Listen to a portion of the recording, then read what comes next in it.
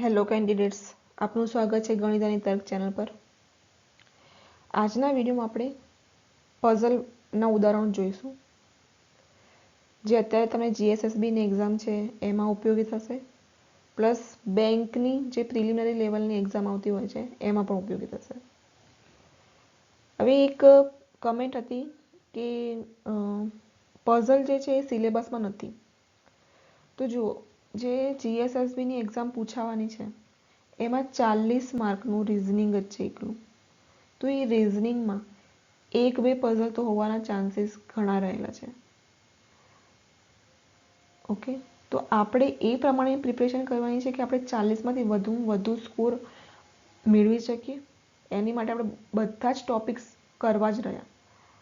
એટલે એવું નહીં કહી શકીએ કે આ સિલેબસમાં નથી કે આ નથી કે ગમે તે, કારણ કે એકદમ ક્લિયરલી સિલેબસ નથી આપેલું કે પઝલ પૂછાવાની છે. એમાં વિઝ્યુઅલ રિઝનિંગ આપ્યું છે. જો તમે વિઝ્યુઅલ રિઝનિંગ જોશો ને તો વિઝ્યુઅલ રિઝનિંગમાં પઝલ ઇન્ક્લુડ જ હોય છે. એટલે આપણે પઝલ તો કરવાની જ છે. ઠીક છે, તો એટલે જ આપણે હવે જોઈએ પઝલના ઉદાહરણો સીધા.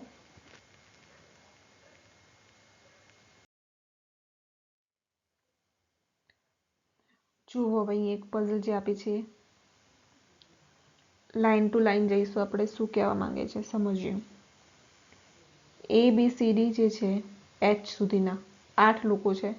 8 માળની ઇમારતમાં અલગ અલગ માળ પર રહે છે. સૌથી નીચેના ફ્લોર જે છે 1 નંબર અને સૌથી ઉપરના ફ્લોરને નંબર આપવામાં આવ્યો છે 8. એટલે કે તે ઉપર જે છે સૌથી 8, 7, 6, 5, 4, 3, 2 અને 1. સૌથી નીચે 1 છે, સૌથી ઉપર કહેવામાં આવ્યું છે 8 નંબર. આટલું બની ગયું. હવે લાઇનસર જઈએ તો જી 1 નંબરવાળા ફ્લોર પર રહે છે. જીને આપણે ગોઠવી નાખ્યું 1 નંબરવાળા ફ્લોર પર. ગોઠવાઈ ગયું જી. જી અને બી વચ્ચે ફક્ત 2 જ વ્યક્તિ છે, 2 જ વ્યક્તિ, 1 અને 2. જી અને બી વચ્ચે 2 વ્યક્તિ આવી ગયા. એ એફની તરત જ ઉપર રહે છે. એટલે એફ નંબરનો જે ફ્લોર હોય એની તરત જ ઉપર એ હશે. ધારો કે એ જે છે એફ જે છે 7 પર હોય તો એ તરત જ 8 નંબર પર હશે. ધારો કે એફ 6 ઉપર હોય તો તરત જ આ 7 નંબર ઉપર છે. તરત જ ઉપર છે, એમ પડોશી કહી શકાય આપણે. પણ ક્યાં ગોઠવીશું એ ખબર નથી, એટલે એમને આપણે અહીંયા મૂકીને કન્ડિશન મૂકી દીધી. પછી લખ્યું છે આગળ, અહીંયા આપ્યું છે એ સમક્રમાંકિત ફ્લોર પર રહે છે. સમક્રમાંકિત એટલે બેકી સંખ્યા. તો ખબર પડી ગઈ કે એ ક્યાં છે. સમક્રમાંકિત એટલે એ 8 નંબર પર પણ હોઈ શકે, બરાબર. અને એની તરત નીચે એફ. અને એ જે છે 6 નંબર, એટલે 6 પણ બેકી સંખ્યાનો નંબર છે એટલે એની પર હોય. અને એની તરત નીચે શું છે એફ. હવે 2 નંબર પર આપણે એ નહીં ગોઠવી શકીએ, કારણ કે તરત જ નીચે આપણે એફ મૂકી નહીં શકીએ અહીંયા, કારણ કે અહીંયા 1 નંબર પર જી ગોઠવેલો છે પહેલેથી. એટલે આપણી 2 પોસિબિલિટી બની એની પરથી. એ લખાઈ ગઈ. હવે છે એફ અને ઈ વચ્ચે માત્ર એક જ વ્યક્તિ છે. એફ અને ઈ વચ્ચે માત્ર એક જ વ્યક્તિ છે. તો અહીંયા પણ જુઓ કેટલી પોસિબિલિટી બને છે. એક જ વ્યક્તિ અને ઈ. એફ બી અહીંયા એક જ વ્યક્તિ, પછી ઈ. બીજી અહીંયા શું બને, એફ અહીંયા જ રાખીએ આપણે અને ઉપર એક જ વ્યક્તિ એટલે ઈ. બરાબર. એવું ચોખ્ખું નથી કહ્યું ચોખડ કે ઈ નીચે છે કે ઉપર છે, એટલે આપણે આટલી પોસિબિલિટી બની. ઉપર પણ અહીંયા ગોઠવી નાખ્યું, અહીંયા નીચે પણ ગોઠવી નાખ્યું. એફ જે છે બીની ઉપર રહે છે. એફ ઉપર છે બીની, બરાબર છે. અહીંયા જોઈએ તો એફ ઉપર છે બીની, બરાબર છે. એફ ઉપર છે બીની, બરાબર છે. ત્રણેયમાં બરાબર જ છે. હજી ત્રણેયમાંથી એકેય પોસિબિલિટી આપણે કેન્સલ નથી થઈ. ઓકે, હવે શું કહ્યું છે, એચ એની ઉપર વિષમ નંબરવાળા ફ્લોર પર છે. વિષમ નંબર એટલે એકી સંખ્યા. હવે અહીંયા તરત જ ઉપર નથી કહ્યું, ગમે ત્યારે હોય, ગમે તે નંબર પર હોઈ શકે, પણ એની ઉપર જ હોવો જોઈએ એચ, એકી સંખ્યાવાળા નંબર પર. હવે અહીંયા આપણે જોઈએ તો એ તો 8મા નંબર પર છે. હવે એની ઉપર તો ક્યાં એચ જવા નથી, એટલે આ આપણું કેન્સલ થઈ ગઈ પોસિબિલિટી. હવે અહીંયા જોઈએ તો એ 6 ઉપર છે. વિષમ નંબર અહીંયા 8 અને 7માંથી કયો છે, એચ જ છે તો એચ અહીંયા ગોઠવાઈ ગયો. અહીંયા આપણે જોઈએ તો એ 6ઠ્ઠા નંબર પર છે, 7 પર ઈ આવી ગયો છે. તો એચને આપણે 8 નંબર પર નથી ગોઠવી શકવાના, કારણ કે એચ જે છે એકી સંખ્યા પર છે, એટલે આ પણ કેન્સલ થઈ ગયું. હવે ખાલી આપણું અહીંયા આમાં જ ગોઠવવાનું રહેશે. હવે લખો ડી જે છે સૌથી ઉપરના માળે રહેતો નથી. ડી સૌથી ઉપરના માળે નથી રહેતો, એટલે 8 નંબર પર ના હોય. તો ડીને અહીંયા ગોઠવી નાખ્યો. કયો બાકી રહ્યો? હવે એ બી આવી ગયો, સી જ બાકી છે, એટલે સી અહીંયા ઉપર આવી ગયો. થઈ ગયું આપણું પઝલ સોલ્વ. ઓકે, હવે ચલો ફટાફટ જોઈ લઈએ સવાલો. સી અને એ વચ્ચે કોણ રહે છે? સી અને એ વચ્ચે કોણ છે? એચ. ફ્લોર નંબર 5 પણ કોણ છે? ફ્લોર નંબર 5 પર છે એફ. બી તરત જ નીચે લખ્યું છે. ઓકે, બી ની તરત નીચે ફ્લોર પર કોણ છે? આ બી રહ્યું, એની તરત જ નીચે કોણ છે? ઈ. ઓકે, એમાં ઓપ્શનમાં મિસ્ટેક થઈ ગઈ છે, અહીંયા જવાબ આવશે આપણો ઈ. ઓકે, પઝલ સાચી છે, ટેન્શન ના લેતા. આ જ ઓપ્શન અહીંયા નીચે થઈ ગયા છે, એટલે અહીંયા આવશે જવાબ ઈ.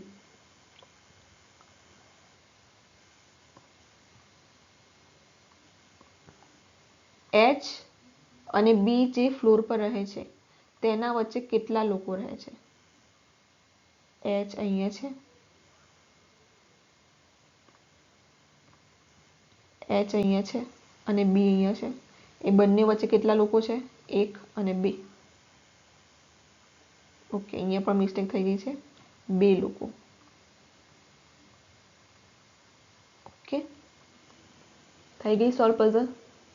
ચાલો હવે નેક્સ્ટ જોઈએ પઝલ.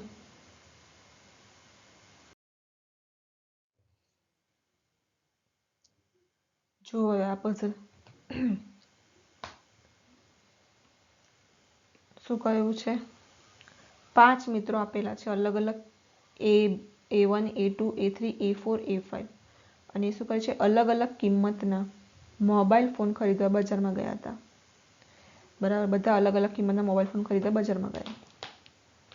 A1એ એક મોબાઈલ ફોન ખરીદ્યો જેની કિંમત A2ના મોબાઈલ ફોન કરતાં વધુ હતી.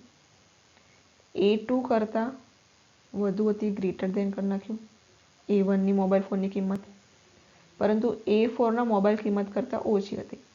એટલે A4 કરતાં ઓછી હતી એટલે A4ની વધારે હતી, એટલે A4 ગ્રેટર દેન થઈ ગયું. 5 મિત્રો, 1, 2, 3, 4, 5 આપણે અહીંયા ગોઠવ્યા.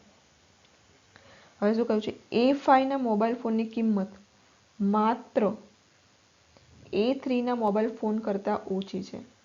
એટલે A3 કરતાં જ ઓછી છે A5ની, બાકી બધા કરતાં શું છે? વધારે છે.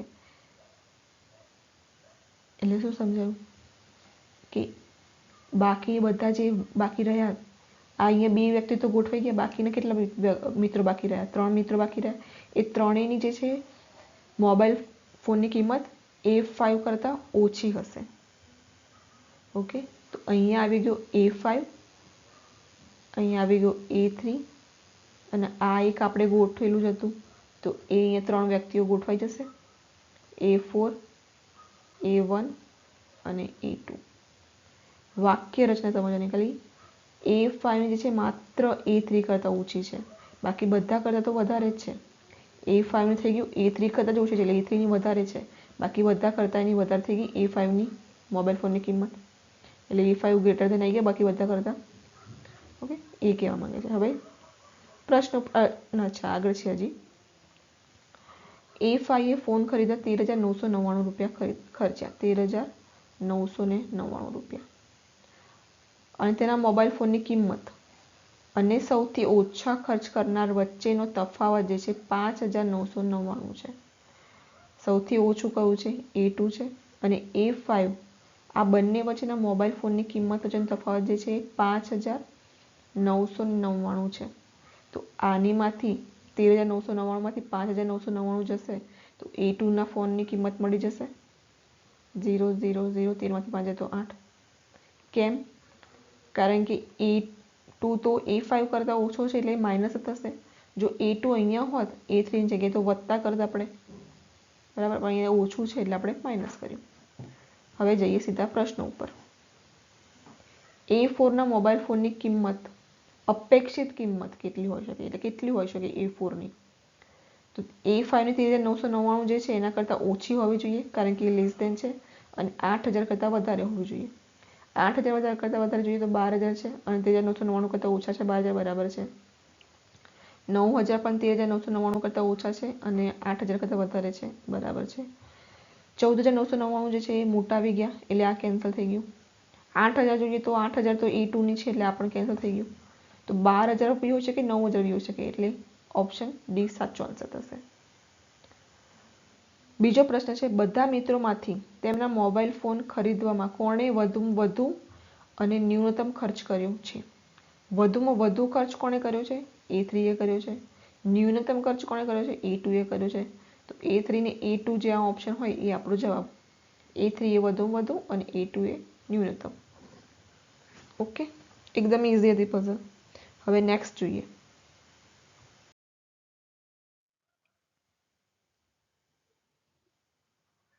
શું કહ્યું છે? 6 લોકો એકબીજા સાથે સમાનતા સાથે એક પંક્તિમાં બેઠા છે. તે બધાનો ચહેરો ઉત્તર તરફ છે. ઉત્તર તરફ ચહેરો છે એટલે જમણી બાજુ આ થઈ અને ડાબી બાજુ આ થઈ. જો આપણે દક્ષિણ તરફ ફેસ કરતો કીધું હોત તો આ વિરુદ્ધ દિશા થઈ. તો આપણે જો ધારો કે આ બાજુ મોઢું કરીને બેઠો હોય તો આપણી જમણી બાજુ કઈ થશે? આમ, અને ડાબી બાજુ થશે આમ. પણ અહીંયા કહ્યું છે કે ઉત્તર તરફ કરીને બેઠા છે. હવે આગળ શું કહ્યું છે? તો 6 લોકો આપણે અહીંયા ગોઠવી નાખીએ. 1 2 3 4 5 6. 1 2 3 4 5 6. 1 2 3 4 5 6. સી જે છે એક છેડાથી બીજા સ્થાને છે, એટલે કોઈ પણ છેડો જે છે ને ત્યાંથી બીજા સ્થાને, એટલે 1 અને 2 અહીંયા સી હોય એવું કહેવા માંગે છે. પણ કયા છેડાથી? જમણી બાજુના છેડાથી કહ્યું છે કે ડાબી બાજુના છેડાથી? એ કંઈ ચોખવટ નથી કરી. તો આપણે શું કરીશું? બંને છેડેથી ગોઠવીશું સીને. એક બાજુ તો જમણી બાજુના છેડાથી આવી ગયો બીજા નંબરે, એક વખત હવે અહીંયા આવી ગયો ડાબી બાજુના છેડાથી બીજા નંબરે સી અહીંયા. બરાબર, બંને બાજુના છેડાથી બીજા નંબર આવી ગયો, બીજા નંબર આવી ગયો. 2 લોકો સી અને એ વચ્ચે છે. 1 અને 2 સી અને એ વચ્ચે, 1 અને 2 સી અને એ વચ્ચે. એની તત્કાલિક જમણી બાજુ બી બેસે છે. એની તત્કાલિક જમણી બાજુ એટલે અહીંયાથી તરત જ જમણી બાજુ જે છે ત્યાં બી બેસે છે. તરત જ જમણી બાજુએ બી બેસે છે. બી અહીંયા નહીં, અહીંયા નહીં. કેમ? તત્કાલિક જમણી બાજુ કીધી છે એટલા માટે. જો એવું ના આપ્યું હોત તો આપણે બી અહીંયા પણ ગોઠવી શકત, બી અહીંયા પણ ગોઠવી શકત. પણ અહીંયા કહ્યું છે કે તત્કાલિક જમણી બાજુ, એટલે એની તરત જ જમણી બાજુએ આપણે બી મૂકવાનું છે. બી અને ડી વચ્ચે માત્ર એક જ વ્યક્તિ બેસે છે. ડી અહીંયા ના મુકાય કારણ કે સી અહીંયા ગોઠવેલો છે, એટલે આપણે અહીંયા ડી મૂકીએ. બી અને ડી વચ્ચે એક વ્યક્તિ આવી ગયો. ઈ એફની ડાબી બાજુએ બેસે છે. એફની ડાબી બાજુ કઈ થશે? ઈ છે. એફ અહીંયા આવી ગયો, ડાબી બાજુ ઈ અહીંયા આવી ગયો. એફ અહીંયા આવ્યો, ડાબી બાજુ ઈ અહીંયા આવ્યો. બરાબર. હવે આગળ શું કહ્યું છે?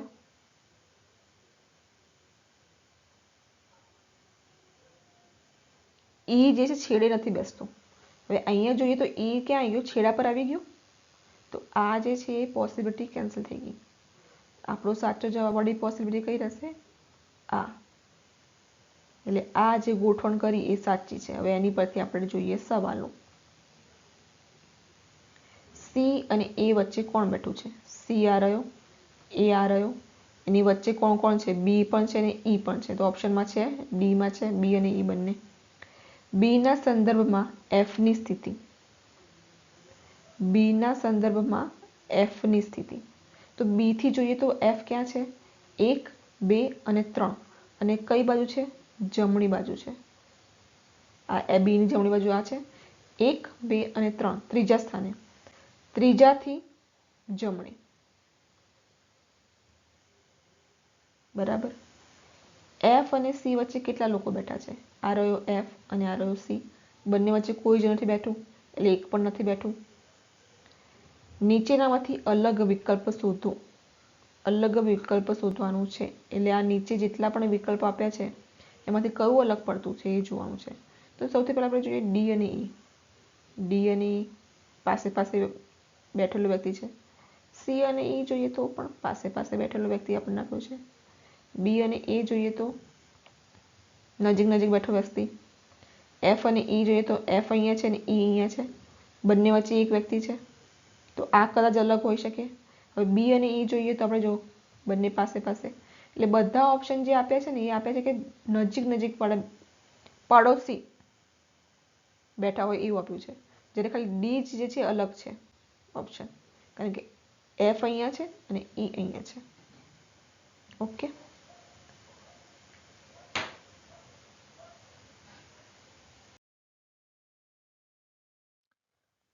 ઠીક છે. તો હવે આ સાથે જ આપણે અહીંનો વિડીયો અહીંયા પૂરો કરીએ છીએ. મળીશું નેક્સ્ટ વિડીયોમાં હજી બીજી પઝલ સાથે, બીજા નવા ઉદાહરણો સાથે. જો તમને આ વિડીયો ગમ્યો હોય તો લાઈક, શેર અને સબસ્ક્રાઈબ જરૂરથી કરજો. Thank you.